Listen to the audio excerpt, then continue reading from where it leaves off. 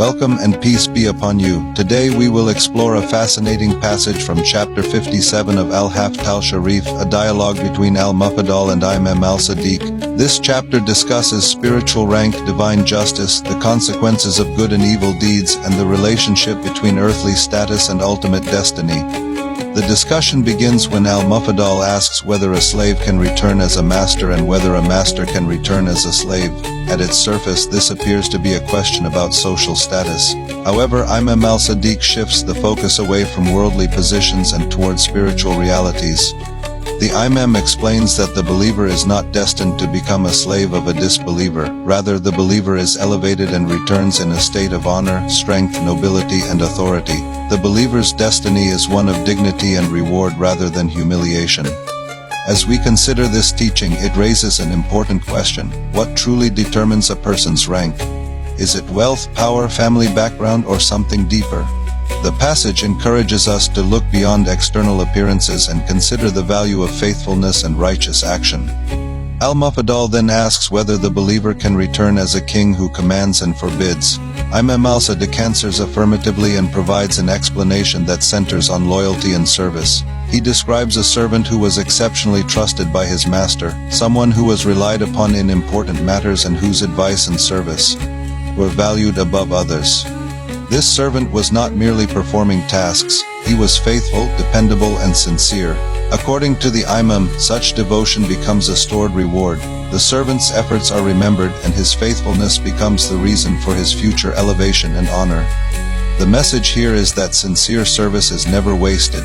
In this world, many people work quietly without recognition. Parents care for their families, teachers guide their students, caregivers support those in need, and countless others dedicate themselves to serving others. Often their sacrifices go unnoticed, yet this passage teaches that divine justice remembers every act of sincerity.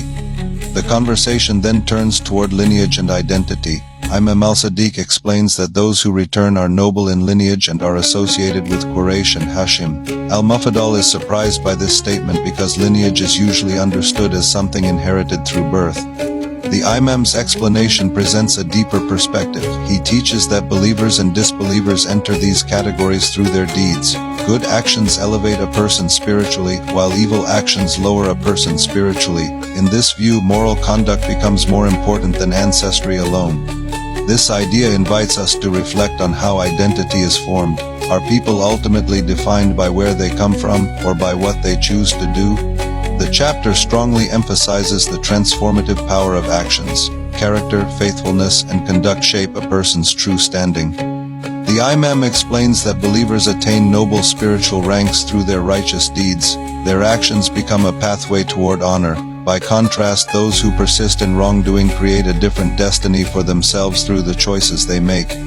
The discussion then moves into one of the most complex sections of the chapter.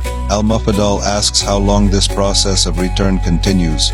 Imam al-Sadiq answers that it continues until the seventh death in human form. After this point, the text describes further incarnations connected to a person's deeds. Those who have performed acts of goodness may return in forms associated with strength, nobility, influence, and respect. Their positive actions continue to bear consequences. On the other hand, those who have committed sins and wrongdoing may experience forms associated with degradation. The chapter mentions examples such as wolves, monkeys, pigs, and dogs. These images are presented as consequences connected to moral behavior and spiritual condition. Whether these descriptions are understood literally, symbolically, or according to a particular theological interpretation, the central message remains consistent. Human actions matter, nothing is forgotten, and every deed leaves an imprint upon the soul. This teaching encourages us to consider our own lives. If our actions shape who we become, what qualities are we developing today? Are we cultivating honesty, compassion, patience, and faithfulness, or are we allowing negative habits and harmful actions to define us? Throughout this chapter, a recurring theme emerges. Worldly status is temporary, but spiritual status endures. Power, wealth, and social position may change, but the value of a person's deeds remains. The chapter also reminds us that sincere service has lasting significance. Those who fulfill their responsibilities faithfully, even when unnoticed by others, are not forgotten in the divine order described by the text.